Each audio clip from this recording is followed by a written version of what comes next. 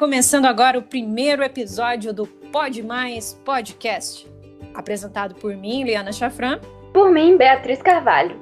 O Pode Mais Podcast ele é patrocinado pelas startups Bioprinted, do passado para o futuro da biofabricação 3D. Psychoprinted, imprimindo um novo ciclo. Como esse é o nosso primeiro episódio, Bia, vamos falar um pouquinho sobre o que a gente faz, quem somos nós? Vamos. Então vamos lá, eu sou Liana Chafran, eu tenho doutorado em Química pela UNB e hoje eu trabalho como pesquisadora assistente na George Mason University aqui nos Estados Unidos. Eu sou Beatriz, sou formada em biotecnologia e tenho um mestrado em nanociência e nanobiotecnologia. E por acaso, nós também somos as cofundadoras dessas startups que estão patrocinando esse podcast, não é isso, Liana? Perfeitamente. Bioprinted e Psychoprinted. É a CP3D e a B3D. Muito bem. Hoje, para o nosso primeiro episódio, a gente escolheu um dos assuntos que, do ponto de vista científico, para todos os cientistas e não cientistas, é algo que enche os nossos olhos, né?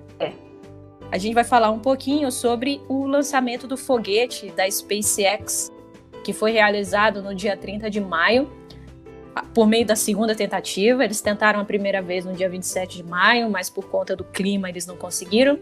E aí, finalmente, eles conseguiram realizar esse lançamento no dia 30 de maio, no período da tarde. Acredito que foi por volta das 4 da tarde, certo?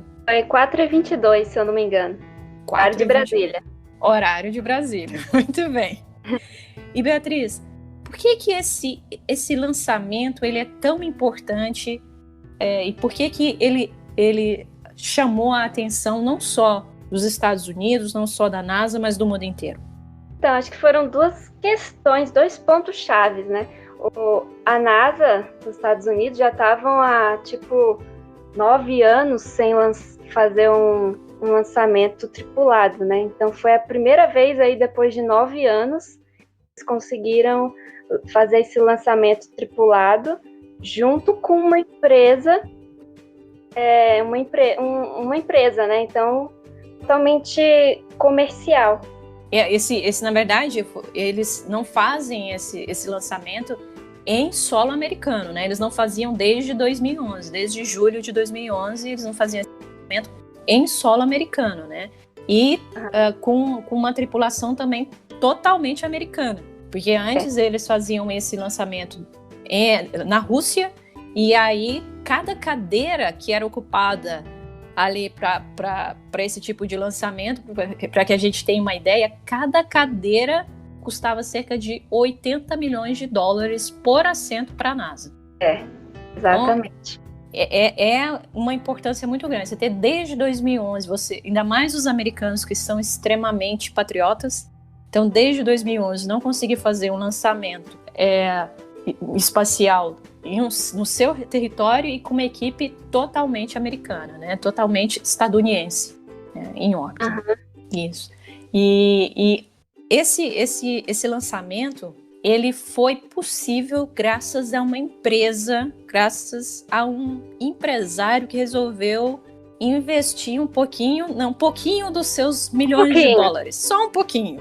Para que a gente tenha uma ideia, né? Essa missão, só para os astronautas, cada astronauta recebeu em torno de $55 milhões para voar até a estação espacial, para colocar roupa e voar até a estação espacial. Óbvio que não é tão simples, a gente está falando uma coisa simples aqui, mas merece cada centavo. Mas $55 milhões para poder ir ao espaço. Quem é esse milionário, esse bilionário que resolveu aí investir em ciência e investir no lançamento da SpaceX, né, para o espaço?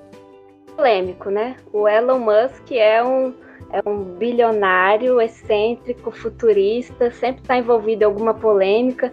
Para alguns ele é meio que um vilão, para outros ele é a solução dos problemas. É bem assim, né? Tem os dois lados aí da moeda, e quando a gente fala em investimento em ciência, em tecnologia, sempre tem ali, às vezes, um conflito de interesse. Lógico que uma empresa vai ter os interesses aí financeiros, comerciais, enquanto a gente está querendo um interesse mais de avanço científico e tecnológico, não que as duas coisas não possam andar juntas, né? E podem, mas às vezes rola um conflito aí. E ele é muito ligado aí na tecnologia, o cara é da Tesla, né? Então ele está sempre envolvido aí nas coisas tecnológicas. Você se citou a Tesla, né? Quem lembra do dia do lançamento deve lembrar que os astronautas eles foram levados até o ponto em que eles iriam então se dirigir até o foguete. Eles foram levados por um Tesla. Só que esse Tesla era extremamente futurista. Na verdade, é um futurista baseado em algo meio antigo, né? Então, que a gente lembra, quem assistiu De Volta para o Futuro, deve lembrar daquele carro do De Volta para o Futuro, né? Que as portas abrem como se fossem as asas de um pássaro. O Tesla que levou, os Teslas, na verdade, cada astronauta foi levado por um carro diferente. Esse carro, ele realmente foi construído com essa visão futurista. As portas abriam como se fossem as asas, né, de um pássaro, totalmente baseado aí De Volta para o Futuro. E até as roupas, né, Bia? A roupa e tudo que está envolvido ali na cápsula, tudo isso é meio futurista, né? Eles convidaram, a SpaceX convidou um figurinista de Hollywood para fazer o uniforme dos astronautas. Então, é um uniforme bem mais estiloso, ele é bem mais justo ao corpo dos astronautas. Feito um figurinista de Hollywood que fez. Ele é muito bem conhecido pelo visual de filmes famosos, né, como Mulher Maravilha, Wolverine, Capitão América. E além disso, o capacete dos astronautas, ele também foi feito sob medida. Ele foi feito utilizando impressão 3D. Então é o capacete para cada um, específico para cada astronauta, sob medida mesmo, da cabeça do astronauta. É impressionante. E por que isso é importante, né? Há pouco tempo houve uma missão exclusivamente feminina. Não sei se você lembra disso. Que duas astronautas mulheres, né? Foi uma missão exclusivamente feminina para o espaço. E aí perguntaram, né? Durante uma entrevista, elas estavam cedendo uma entrevista e perguntaram para elas por que isso não tinha acontecido antes, né? Uma missão totalmente feminina. E aí uma das justificativas era justamente porque eles tinham dificuldade em fazer roupas, né, as vestimentas apropriadas para determinados tipos de estruturas femininas.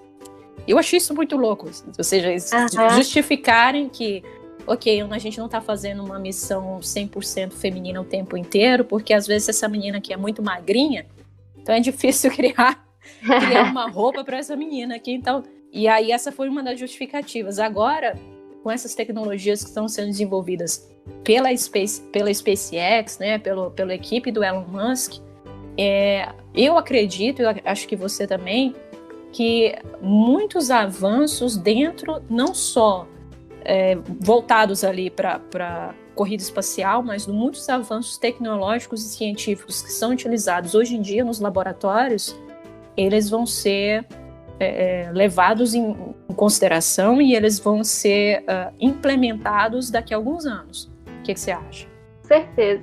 Toda essa missão ela é histórica porque ela leva em consideração todo esse contexto que a gente está passando e todo o avanço em tecnologia e abertura para novas oportunidades e novas missões, novas tecnologias, novas explorações. Então abre um leque de oportunidades, né, para tudo que possa acontecer. E o objetivo, né, do Elon Musk, ok, por que o cara está investindo tanto dinheiro num projeto como esse, né? Será que é porque eu sou bonzinho, eu quero dar dinheiro para a NASA e ser... Na verdade, o plano dele, que é algo extremamente audacioso, é que ele quer deixar viável com que pessoas, eu, você ou qualquer pessoa nesse mundo possa fazer viagens, né, até a estação espacial. Basta você ter ali uns $50 milhões. Ou para qualquer lugar do espaço, né? Porque a SpaceX, eles querem mesmo chegar em Marte. Então, eles querem, acho que já começar a povoar Marte e colocar o negócio para funcionar lá. É meio doido isso. Pois é, essa cápsula, né? Se você entra ali no site da SpaceX, é a cápsula que carregou os 2 astronautas para mim, né? Eu que tenho claustrofobia, com 2 pessoas ali, eu já estava achando demais. Mas no site, eles dizem que você pode colocar até 7 pessoas ali dentro. E aí você pode ir para a estação espacial, pagar ali uns $50 milhões ali pelo assento. Quem tem dinheiro vai ali dar uma volta na estação espacial e volta depois de alguns dias feliz, porque pôde fazer uns selfies, né, com o planeta Terra. E aí, você pagaria esse dinheirão para fazer uns selfies com o planeta Terra? Eu acho que eu ia esperar um pouco mais baratear o preço, sabe? Chegar em $1 milhão assim, será? Acho que um pouquinho menos. Um pouquinho menos? Tá certo. O objetivo da missão, né, obviamente que a ideia principal dele é levar pessoas, como você falou, até a Marte, né, mas principalmente agora levar até a estação espacial, ter viagens à Lua, né, coisas que ele também cita, né, nas entrevistas. Mas atualmente o objetivo da SpaceX com essa espaçonave, que é a Crew Dragon, ele é levar os profissionais à órbita da Terra para monitorar o sistema de acoplamento automático na estação espacial. A estação espacial, para quem não conhece direitinho, né, ela é uma estação russa, né, e ela tem aproximadamente ali 6 vagas para acoplamento de naves. Dessas 6 vagas, 2 são na verdade, voltadas para os americanos. Os americanos, eles têm direito ali a 2, eles chamam até 2 vagas de estacionamento, imagina, né?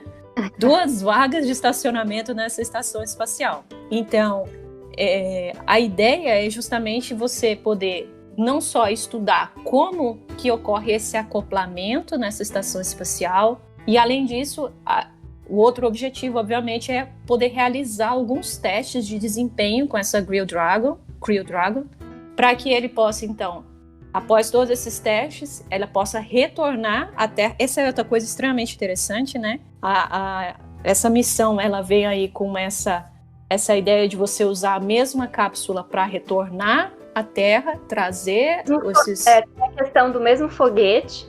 Tem o foguete que vai até a atmosfera, né? E aí, que é o primeiro estágio. E aí, depois desse primeiro estágio, aí eles seguem viagem lá para a estação espacial. E aí, o foguete, ele volta para uma base, uma balsa, no meio do oceano, né? E aí, você consegue depois reutilizar esse foguete para levar outras cápsulas. Não, impressionante. E você falou essa questão da balsa, eu só me lembro, né, para quem acompanhou o lançamento do foguete. Então, o foguete, ele obviamente, ele tem a cápsula, né, que é a parte mais acima do foguete, e ele tem como se tivesse mais 2 foguetes menores, que, na verdade, eles são utilizados para dar propulsão para que essa cápsula chegue onde ela deve chegar.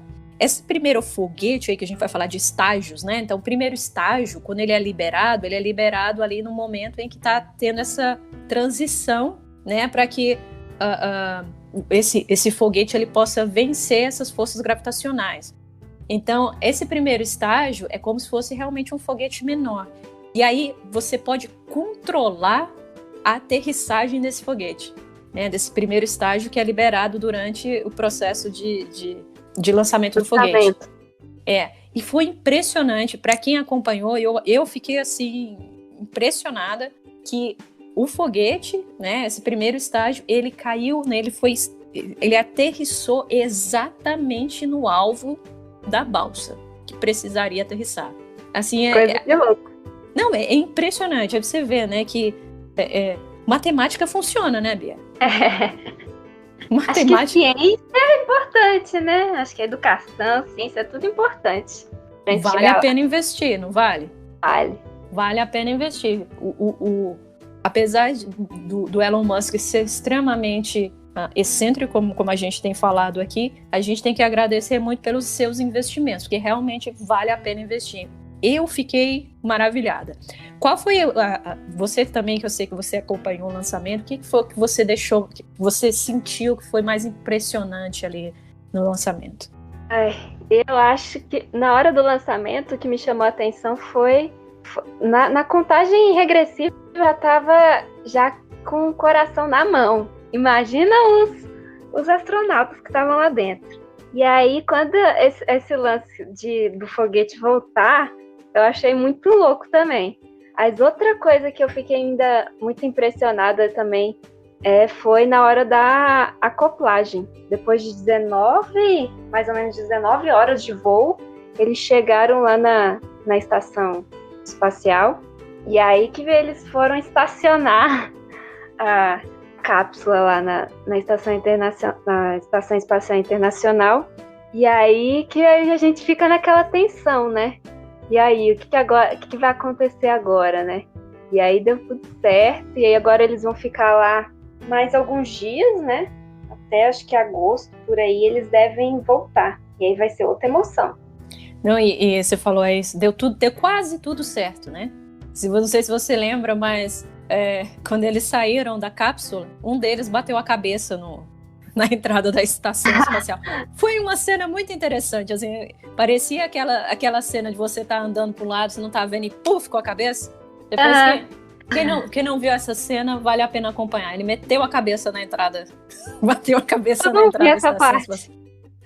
Depois você dá uma olhadinha, foi bem interessante. Falando nos astronautas, Bia, então os dois astronautas, uma coisa que me chamou a atenção é a idade deles, né? Um dos astronautas tem 49 anos, o Robert, eu não sei, Behnken, não sei se eu consigo pronunciar direito, e o outro, por incrível que pareça, o outro astronauta, o Douglas Hurley, tem 53 anos. Nessa hora que eu penso, eu tenho chance ainda. A gente ainda tem chance, não tem, Bia? Assim, como eu falei, eu sou claustrofóbica, eu não iria para o espaço. Mas a gente ainda tem chance de trabalhar na NASA um dia. Né? Sabe? Quem sabe? A gente vai fazer uns experimentozinhos lá na estação espacial. Quem sabe? Nem que seja para lavar vidraria, a gente consegue. Eu iria. Você iria lavar vidraria lá? Eu iria, de boa, de graça. Eu não sei se eu iria não, Bia. Os dois astronautas, todos os dois, eles já tiveram experiências em outros lançamentos. O Douglas Hurley, não sei se eu vou pronunciar direito o nome dele, ele já foi piloto da Endeavour, que foi uma missão que aconteceu em 2009, ficou durante 16 dias em órbita e foi responsável por instalar a última seção do módulo de experiências japonês, conhecido como Kibo, na estrutura da Estação Espacial Internacional. E o Robert, ele também fez uma missão em 2008, ele fez parte das missões STS-123 e STS-30 como especialista da missão, então ele já tem ali por volta de 708 horas no espaço, incluindo aproximadamente 37 horas em atividade extraveiculares. E muito legal que o Robert, ele também é casado com uma astronauta. Os dois, o Rob e o Doug. O Doug também? Ele é casado com uma astronauta. Então, pronto. O bom é que se um sumir, o outro pode falar, eu tô ali no espaço, não se preocupa não. Né? Não tem problema. Ali, do lado. Não é? Não tem problema. Já estão acostumados a ficar longe um do outro aí. Ou ali ficar 3 vezes. Aí é que o casamento dura, concorda? Já conhecem. Exatamente. Para quem tiver curiosidade, né, e quiser entender um pouquinho como é que funciona a cápsula e, vamos dizer assim, o foguete como um todo da SpaceX, se você entrar lá no site da SpaceX, eles têm um simulador que você consegue brincar de manobrar a Crew Dragon e se conectar com a Estação Espacial Internacional. Então você pode ali brincar. Tá vendo? Você pode ali brincar que você é um astronauta e tentar se conectar com a estação espacial, mas só toma cuidado na hora de sair, não bater a cabeça. Muito bem. E outra coisa que é interessante da gente destacar é que essa não foi a primeira vez que a SpaceX tentou enviar um foguete ao espaço, né? Não, A Crew Dragon é uma versão evoluída de outras tentativas de lançamento de foguetes feitos, né, construídos e patrocinados pela SpaceX para o espaço. Deu errado, Bia? Deu muito errado. Foram 2 tentativas que deram errado. Em 2016, eles estavam fazendo teste e não era nem fez lançamento nada, era em solo mesmo e o negócio explodiu. E aí, em 2019, aconteceu a mesma coisa, só que aí já foi um teste mais avançado, que eles acho que saíram do solo. E aí o negócio também explodiu. Diz que o que deu mais certo, né, foi um lançamento que eles chamaram de Demo 1, que a ideia era exatamente essa do Crew Dragon, né, a cápsula exatamente igual, só que aí dentro eles levaram manequins vestidos em trajes espaciais e com peso, né, com carga simulando o peso de uma tripulação. Aí, a partir desse teste da Demo 1, eles fizeram a Demo 2 também, e aí é que realmente eles garantiram, digamos assim, que o negócio ia dar certo. Depois de tanto dar errado, se você fosse uma dessas astronautas, você iria, Bia? Por 55 milhões de dólares? Olha, eu não sei se eu teria coragem não, porque um ano antes do negócio ir pro espaço, o negócio explodir, eu não sei não, eu ia ficar com o pé atrás. Eu acho, vou ser bem sincera, se eu fosse, digamos que eu tivesse coragem de ser astronauta, fui lá no dia 27 de maio, o clima não estava bom, ok, vamos cancelar. Eu já ia ficar com o pé atrás, falei, será que isso é um aviso? Eu acredito nesse negócio de destino. Não sei você, mas eu acredito, eu já fico assim. Até por acaso, cara. Pois é, isso é um aviso, tem alguma coisa errada. Aí no segundo dia, se você lembrar bem, o tempo estava extremamente fechado, acho que uns 40 minutos antes do lançamento. Tava meio que chovendo, né? Até choveu, exatamente, chegou a chover. Na hora que começou a cair as gotas, começaram a cair as gotas, eu já ia pensar, ok, tchau, vou pegar minha mochila, vou embora. Era um aviso, né? Bom, como falou, esse lançamento ele vem trazendo muitas novidades, inclusive essa que a gente citou sobre o retorno da cápsula. Essa cápsula, então, ela é equipada com 18 propulsores. Esses propulsores são bem menores do que o do foguete Falcon, que foi que levou essa cápsula até o espaço. E aí eles vão utilizar esses propulsores para dar o impulso inicial para o retorno da cápsula até a Terra, até a reentrada da atmosfera terrestre. Você acredita, pela sua que você já tem lido por aí, você acredita que essa parte pode dar errado? Eu acho que sim. Mas vamos torcer para que não, né? Porque, se não me engano, foi nessa parte aí que aconteceu o acidente que teve em 2003, 2004, não me lembro, que foi justamente quando os astronautas estavam voltando nessa reentrada aí que o negócio não deu certo e aí morreram 7 astronautas americanos. Eu acredito que a volta ela é muito mais perigosa do que a ida. Eu não sei, eu não entendo 100%, né, de toda a tecnologia envolvida no retorno dos astronautas, mas eu acredito que a volta ela é relativamente mais perigosa do que a ida. Qual a sua opinião? É uma temperatura de até 1.600 graus Celsius entrar na atmosfera. Então o negócio vai vir pelando fogo. E aí quando entrar, aí diz que a cápsula vai ser acionado um paraquedas, vai sair do nariz da cápsula, e aí eles vão pousar ali na água, a uns 450 quilômetros da costa da Flórida. E aí é torcer para que tudo dê certo, né? Uhum. retornando essa cápsula retornando à atmosfera terrestre.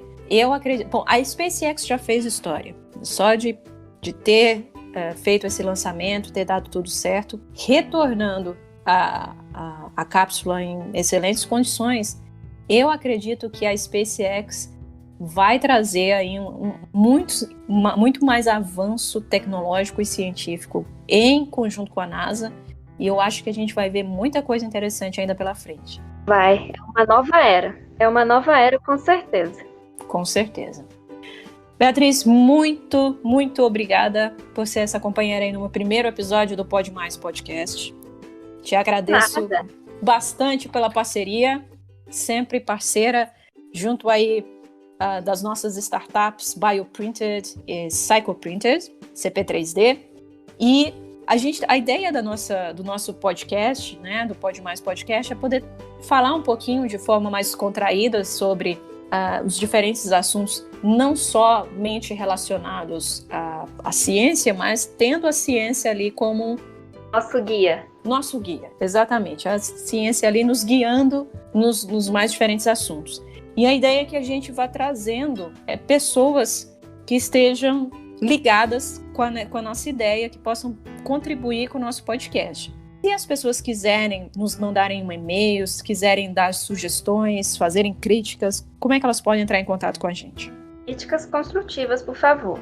Aí vocês podem entrar em contato no nosso e-mail, que é demaispodcast, tudo junto, por extenso, podemaispodcast@gmail.com. Manda lá o e-mail, fala com a gente vai ter o prazer em ler e falar sobre o e-mail no próximo episódio. Exatamente. Então, podemaispodcast, tudo junto, por extenso, @gmail.com. Mandem sugestões, mandem críticas.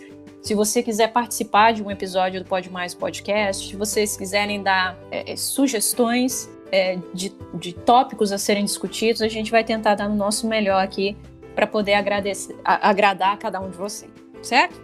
Ou se quiser também dar uma sugestão de como melhorar esse podcast, né? Porque é piloto. A gente não fez curso com o Silvio Santos, então a gente ainda está com um problema na nossa conversa, mas a gente está tentando. Vamos lá. Muito obrigada a todos vocês e até o próximo Pode Mais Podcast. Tchau.